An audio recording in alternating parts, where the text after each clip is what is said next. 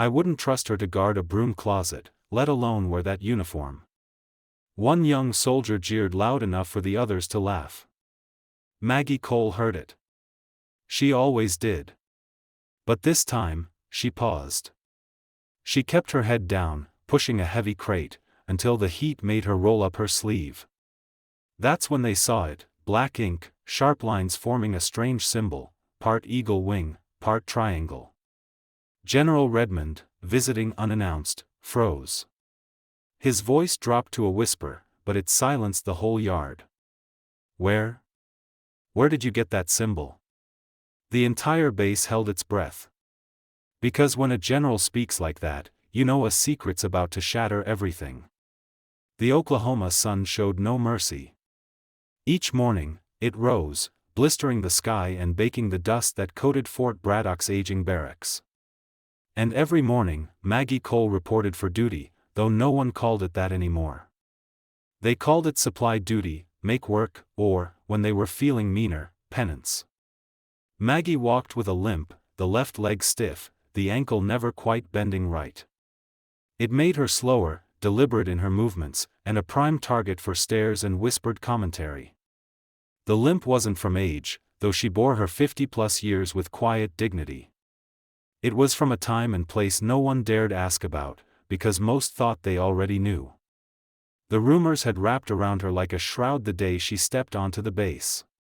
They spread in the mess hall, in the gym, along the firing ranges. That's the one who abandoned her unit, left her men to die, and got herself a cozy little storage job to ride out her retirement. I heard she froze during a mission.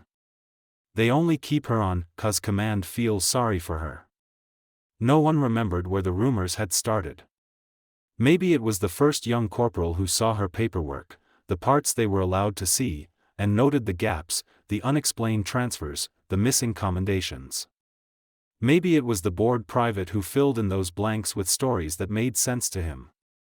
Whatever the source, the story grew legs. And once it had legs, it ran. Maggie's world was now a cycle of endless storage rooms, dimly lit spaces filled with crates, ammunition cans, rusted tools, and equipment no one wanted anymore. She catalogued it all with meticulous care. Her hands, scarred and calloused, moved over clipboards and keyboards, checking inventory numbers, making notes, fixing what could be fixed, discarding what couldn't. But the young soldiers saw none of this. They saw only a figure in the background, someone easy to ignore, easier to mock. Phones came out during breaks. TikTok videos captured grainy images of Maggie pushing heavy crates or dragging pallets across the concrete floor. "Check out the base ghost," one caption read. "She moves slower than my grandma," said another, layered over a sped-up clip of Maggie bending to pick up dropped tools. Sometimes, they weren't content with just filming. A private would toss a water bottle so it rolled near her boots. Another would accidentally leave a locker door open so it would slam shut when she passed, making her flinch. These small cruelties played out daily, unnoticed or unacknowledged by their superiors. Her workdays were long, her tasks heavy. Maggie never complained.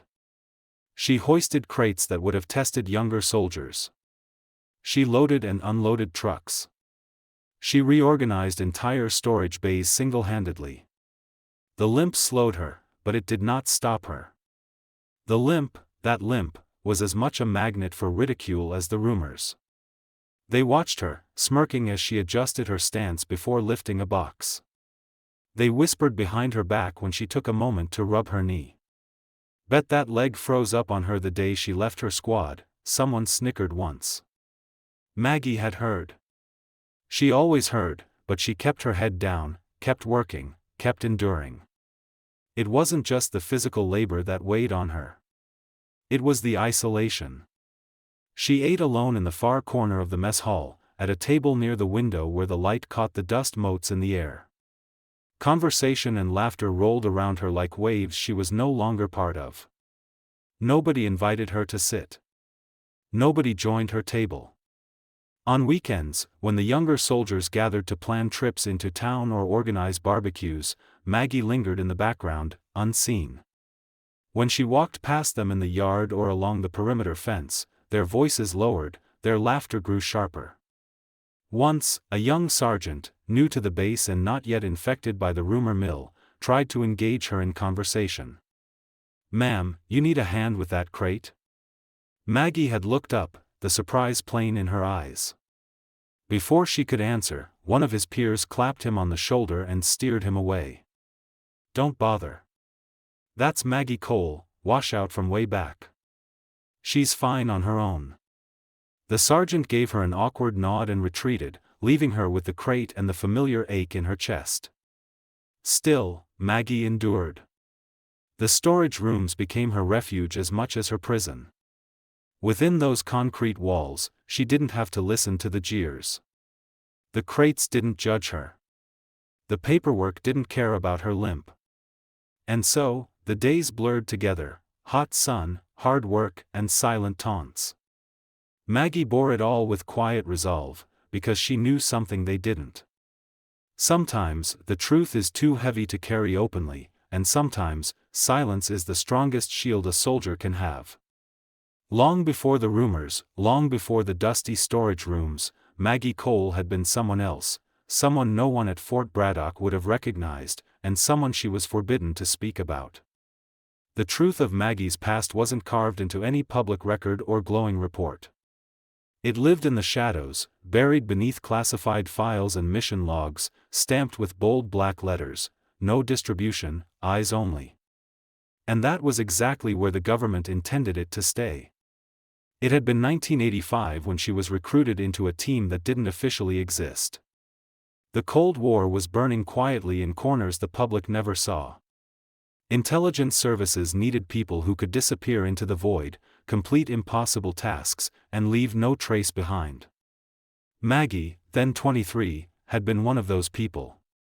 Her code name had been Shade. She'd earned it, crawling through jungles, slipping across borders, moving unseen through places most Americans couldn't find on a map. That fateful mission had started like any other. Central America was a powder keg, and the U.S. had interests to protect, or, depending on who told the story, secrets to bury. Maggie's team had been tasked with extracting a high-value target, a double agent who'd risked everything to feed U.S. intelligence a steady stream of information that had prevented more than one disaster. The objective sounded simple on paper: slip across the border, find the target, and bring him and his family out before the local militia found them. There would be no backup, no air support, no cavalry. If things went wrong, no one would come. And things did go wrong. The team crossed into hostile territory under the cover of night. They navigated dense jungle, avoided patrols, and reached the village where the target was hiding. But the enemy was waiting. Someone, no one knew who, had betrayed them. The first shot echoed through the trees just as they reached the safe house. In a flash, the mission unraveled. The team leader went down immediately. Maggie felt the sting of shrapnel against her shoulder as she dragged the target's teenage son behind a crumbling stone wall. Gunfire shredded the night. Orders were shouted, positions changed, blood spilled. The team fought like demons, but they were outnumbered, outgunned, and out of options. Maggie made the only choice she could. She grabbed the boy and ran, weaving through back alleys, ducking behind fallen beams, using every trick she'd learned in a decade of service. The boy sobbed in fear, but she kept him moving, kept him alive. 12 miles, that's how far she carried him through jungle and mud, dodging enemy patrols, nursing a bullet wound in her side that she hadn't even noticed until hours later. When they finally crossed into safe territory, dawn was breaking, and Maggie collapsed in the dust, too exhausted to speak. The official story was written before she could even clean the blood from her hands. The operation didn't exist. The target never made it out. The team, they said, died in a training accident. There were no heroes, no medals, no commendations. Maggie was sent stateside, assigned to a non-combat post. A file appeared in her record, one she wasn't allowed to see, noting operational errors that led to friendly casualties. It was a cover story meant to explain her transfer without revealing the mission's existence. But the lie grew teeth. Command moved on, but the rumor mill didn't. Soon, what had been fiction for secrecy's sake became gospel for every soldier who met her afterward. She was branded the woman who froze under fire, the woman who ran, the woman who got good men killed, and she was forbidden to say otherwise. Maggie thought for a while that the truth would surface on its own, that one day the right person would see through the lies. But years passed. The people who knew the truth retired, transferred, or died. The files stayed buried in the shadows, and the legend of Maggie the coward became more real than the woman who had once been Shade. Back at Fort Braddock, as she cleaned weapons that others had dirted or sorted gear left behind by soldiers too busy for the job, Maggie let her mind drift back to that jungle, that night. The boy's face haunted her sometimes. She wondered if he even remembered the woman who'd saved him, if he knew she'd given everything, her career, her honor, her name, so that he might live. But memory was no protection against whispers. And Maggie carried her silence like armor. The tattoo on her arm, a geometric symbol, an eagle's wing wrapped in an angular triangle, was the only mark left of those years. It was supposed to remind her of the team that never got to come home, the mission that could never be acknowledged, the oath she'd sworn to protect the truth, even at the cost of herself. It wasn't meant for anyone else to see, but in the heat of Oklahoma's relentless sun, even armor has cracks. And soon, the secret she'd guarded so fiercely would begin to surface, because some truths don't stay buried forever. General Thomas Redmond wasn't supposed to be at Fort Braddock that day. His inspection tour wasn't scheduled for another 6 months. But Redmond had learned over 4 decades in uniform that the real truth of a base was what you found when no one had time to prepare. He'd shown up unannounced, his convoy kicking up dust on the long road. The base went into frantic motion, soldiers scrambling to form up, officers barking orders, gear polished in haste, uniforms straightened. Redmond watched with the calm of a man who'd seen it all before. He didn't follow the set inspection route. He never did. Let the brass show him the clean offices, the tidy motor pools. Redmond preferred to wander. The places they didn't expect him to go were where the rot usually hid. So it was that he found himself near the supply warehouses, the forgotten corner of Fort Braddock. Inside one of those warehouses, Maggie Cole worked alone. She moved slowly, deliberately, stacking crates of equipment, logging serial numbers with precise handwriting. The afternoon heat filtered through cracked windows, casting golden bars across the concrete floor. Sweat darkened her uniform at the collar, at the back, beneath the arms. She didn't see the general at first. She was focused on a crate of field radios, straining to shift it into place. Her sleeve rode up as she reached, and for just a second, the mark on her forearm caught the sunlight, that symbol, the angular triangle wrapped around the eagle's wing, inked in stark black against weathered skin. Redmond froze. The heat, the dust, the noise of the base, all of it seemed to fade in that moment. His mind raced, pulling at memories buried deep beneath layers of secrecy and time. He'd seen that emblem before. Not on any patch or insignia, not in any standard file. That was a mark from the blackest of black ops, missions that weren't briefed in war rooms, but whispered about behind sealed doors. It was the emblem of a team that had gone where no backup could follow, done what no report could ever record, a team that hadn't just served their country, they'd protected it from threats most would never know existed. "Sergeant," Redmond called, his voice low but firm, cutting through the silence like a blade. Maggie straightened instantly, instinct snapping her into attention before she even processed who had spoken. The general took a step closer, his eyes never leaving the symbol. "Where?" His voice faltered for the briefest of moments, uncharacteristic for a man known for his steel nerves. He lowered it to a whisper, but it carried through the cavernous space. "Did you get that symbol?" Maggie didn't answer. She couldn't. Years of conditioning, of orders drilled into her very bones, held her tongue. That tattoo wasn't for public knowledge. And even now, after all she'd endured, revealing the truth felt like betrayal, of the mission, of the fallen, of the oath she'd taken.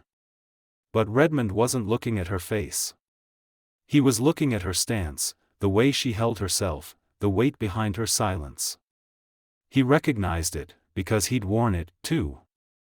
Behind him, Lieutenant Blake hurried to catch up, his notepad at the ready, eager to record the general's findings. He stopped short, sensing the tension thick in the air. "Sir?" Blake asked hesitantly. "Lieutenant," Redmond said without looking back, "fetch this soldier's file. Not the standard personnel jacket.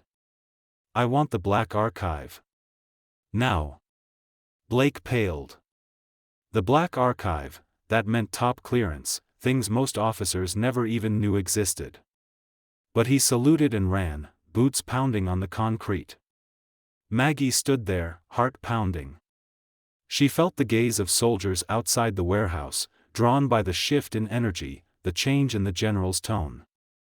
The whispers started almost at once. "What's going on? Why is the general talking to her? What did she do?" Redmond kept his eyes on Maggie, his expression unreadable.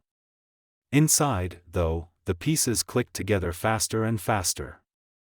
He remembered now the reports that crossed his desk in the mid-80s, marked eyes only, the mission that never officially happened, the team that saved lives by the dozens, maybe hundreds, but whose names were struck from the record, and the lone survivor, the one who walked out of the jungle when everyone else had been lost. Minutes later, Blake returned, out of breath, holding a slim black folder. Redmond took it and opened it right there in the dust and heat of the warehouse. His eyes moved over the pages, his frown deepening with every line.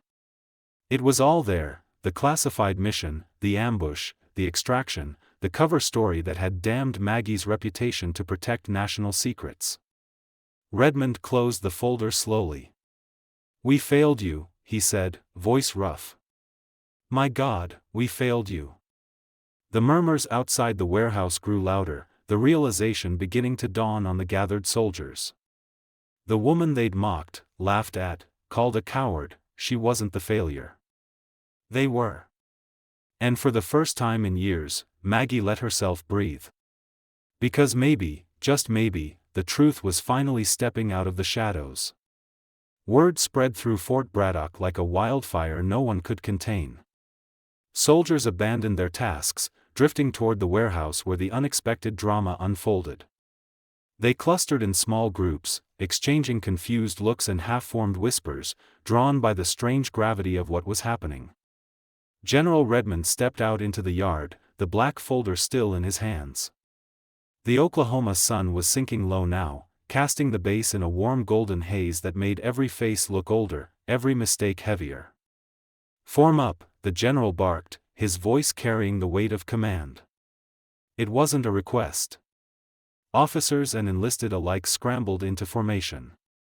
Confusion rippled through the ranks. This wasn't protocol. This wasn't how inspections worked. Maggie stood at the warehouse doors, unsure whether to follow or flee. Her instinct told her to retreat into the shadows again, to let this pass. But something deeper, something she thought had been long buried, made her stay rooted to the spot. Redmond's eyes swept over the assembled soldiers, young faces, hardened veterans, officers who should have known better. His expression was carved from stone.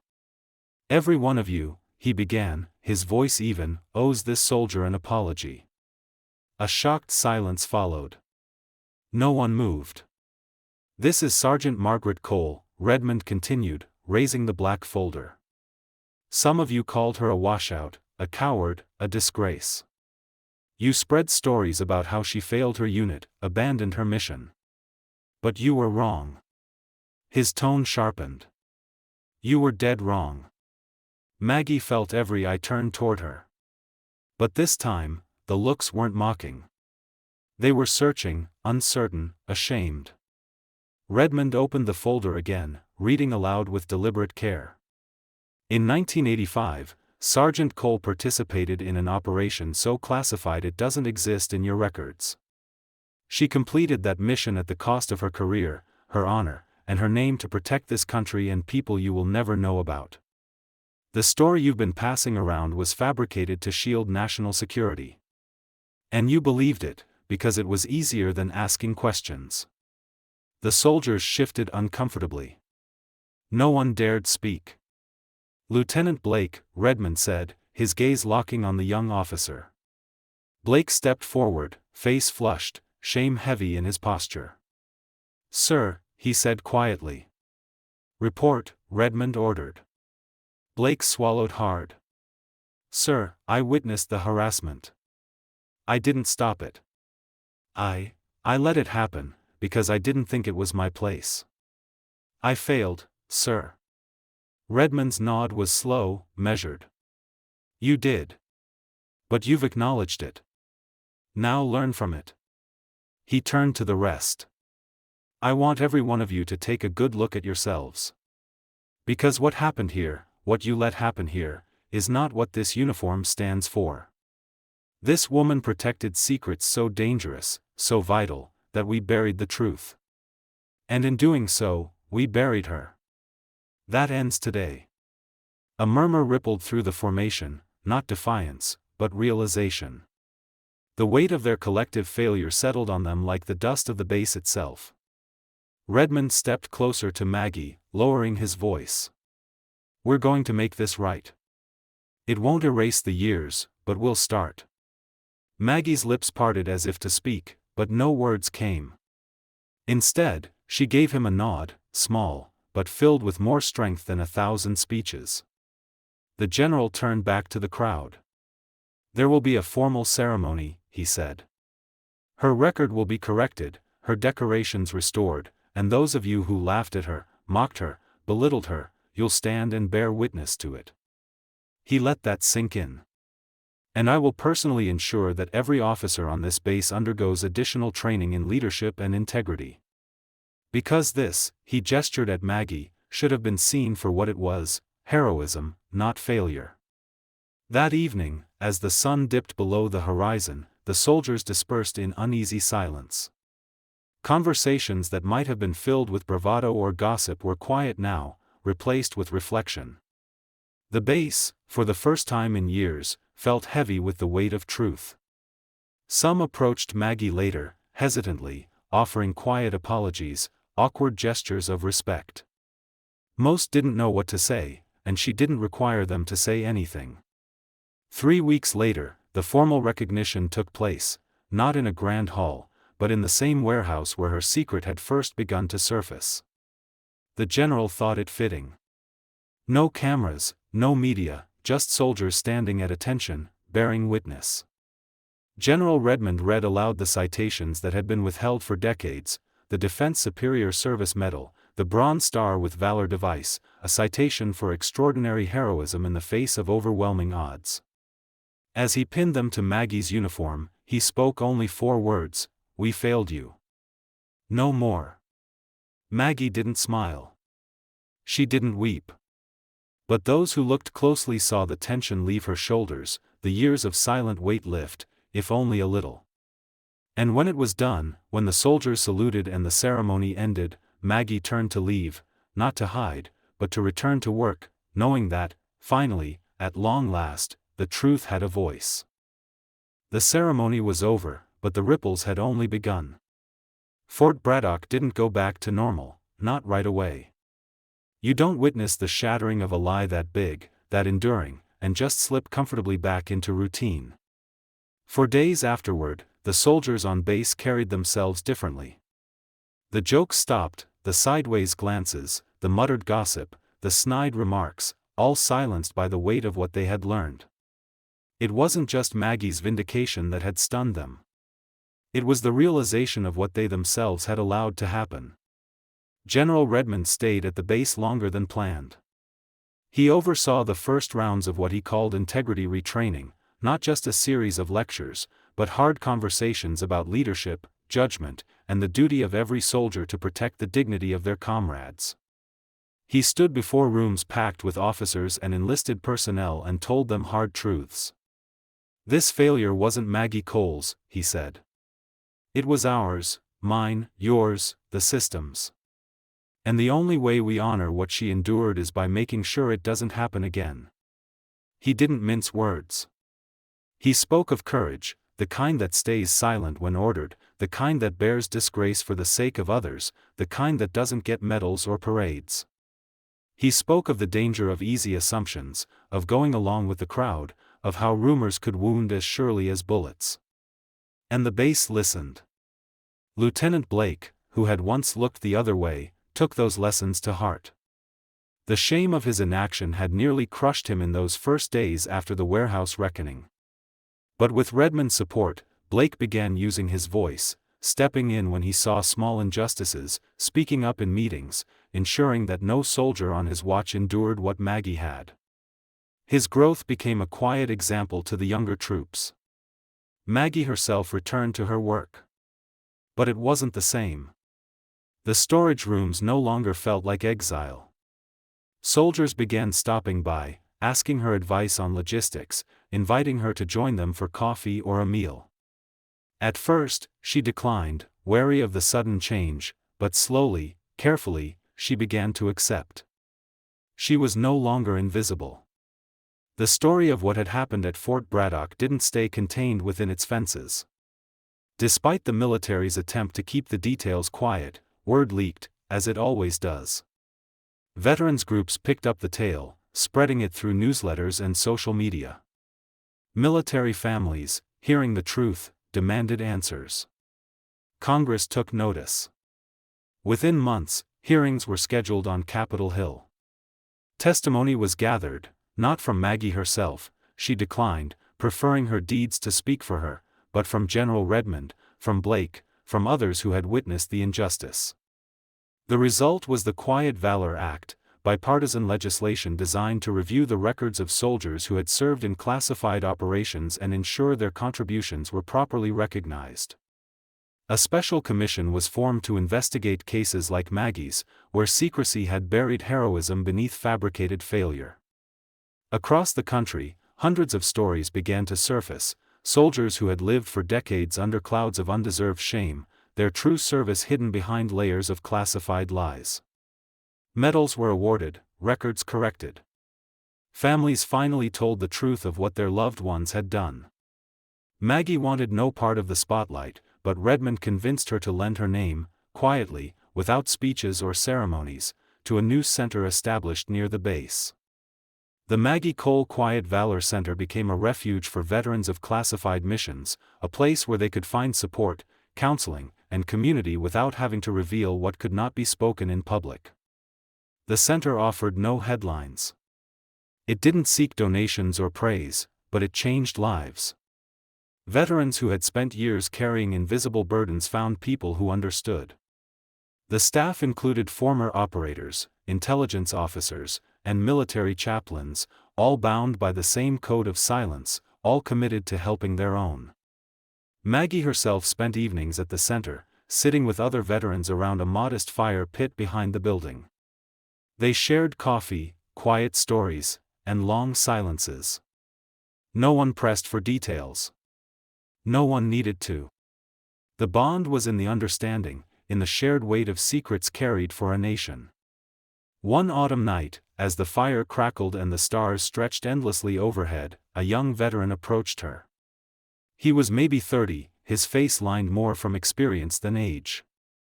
"I heard what they did to you," he said. "What you went through, it helped. Knowing someone else survived it." Maggie studied him for a moment, then nodded. "That's why we're here," she said simply. And that was enough. General Redmond retired not long after the reforms began to take hold. At his farewell address, he spoke of Maggie without naming her. "We failed a hero," he said. "But in recognizing that failure, we found our path forward. Let that be our legacy, that we learned, we changed, and we honored the sacrifice of those who could not speak for themselves." Fort Braddock changed, too. The base became known not for the scandal, but for the standard it set afterward, a place where soldiers watched out for one another, where assumptions were questioned, where quiet valor was recognized, even if it wore no medals. And Maggie found peace, not in public accolades, but in the small, steady victories of dignity restored, burdens shared, and lives quietly changed for the better. As Maggie Cole's story fades from headlines and hearings, the lessons it offers remain urgent for all of us today. In a world moving faster than ever, where judgments are often made in an instant and where whispers can spread farther than facts, we're reminded how dangerous assumptions can be.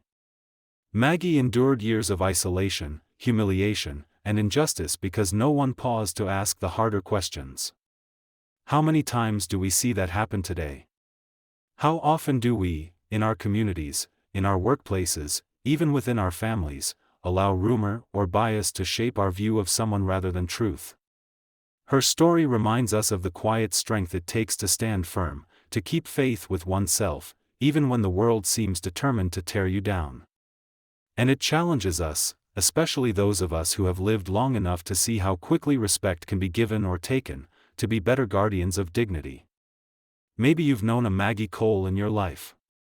Maybe you've been that person, carrying a burden in silence while others judged you without knowing the whole story.